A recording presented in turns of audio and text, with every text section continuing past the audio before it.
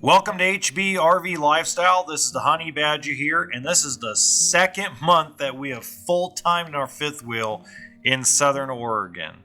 You know, between last month where the snow was just falling at record levels, me learning to skirt the fifth wheel with OSB and Pink Panther insulation. And by the way, guys, the OSB, even with all the moisture and all the snow, has not begun to swell. It hasn't even fallen apart yet. We've been taking it in and out lately to dump tanks, to put a propane heater at the bottom.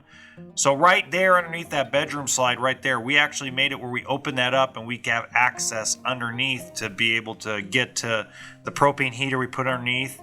And then last month I put that ugly Pink Panther on the inside of the windows. You're going to see there's a change. But this month I took this 1974 Skyline and I turned it into a storage unit. And then of course I had to burn trash because we don't have like waste management up in the wilderness. So you take paper products and you burn them with a burn permit. And then because we couldn't hook into city water for half the month, we had to attach ourselves directly to the well on the property and actually fill our tank up every time. Now I'm happy to say here on February 2nd, 2023, we are hooked into city water. But probably the biggest project we did for the month was we took off the insulation off the inside of the windows.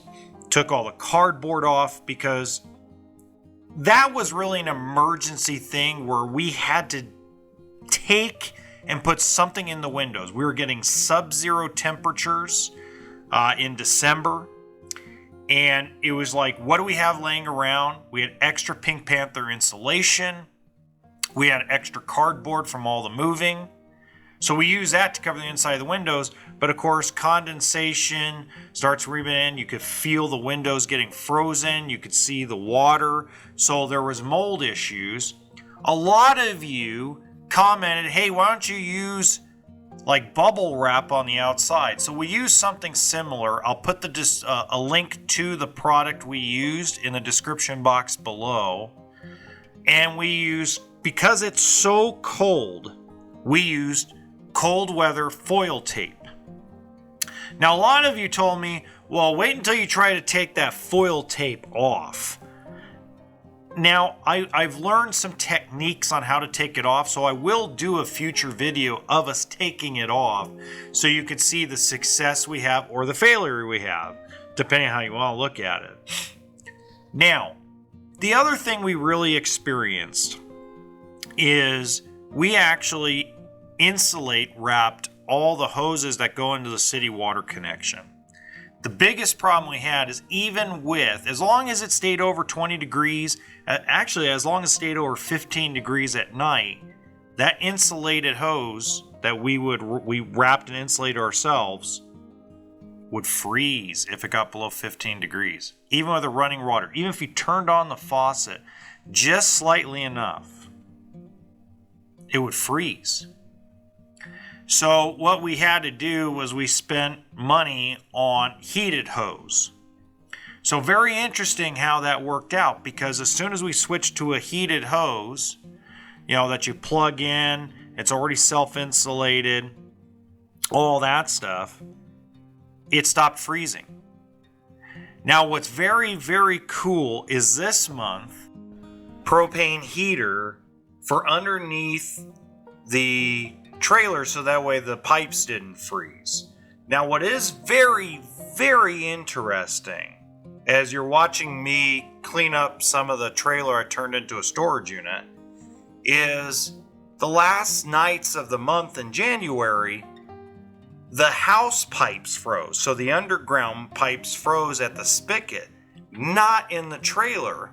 So we end up having to basically use and fill the tank again from the well water just to have water to shower, do dishes, brush our teeth, things of that nature. Now, my wife has come up with some excellent solutions. So while I've been on the road trips trying to do training for dealers and doing RV shows, my wife has actually been the one to dump all the tanks and turn on and off the heater and go through the motions of changing the propane tanks. But let me tell you something, ever since we insulated the windows on the outside and we used just 2 space heaters inside the fifth wheel, we actually have used or changed out our 5-gallon propane tanks only 3 times during January.